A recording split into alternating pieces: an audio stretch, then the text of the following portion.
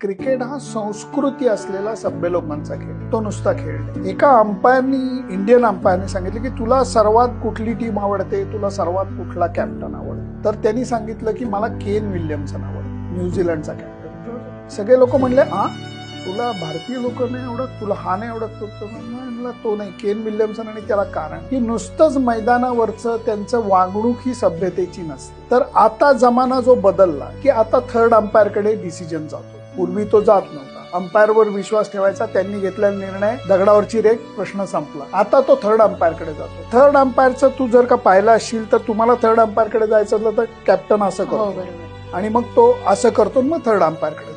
केन विल्यमसनची पद्धत अशी आहे की तो अंपायर कडे जातो आणि असं करत असताना म्हणतो की extremely I apologize, I am extremely sorry, पण आम्हाला हा निर्णय रिव्ह्यू करायचा.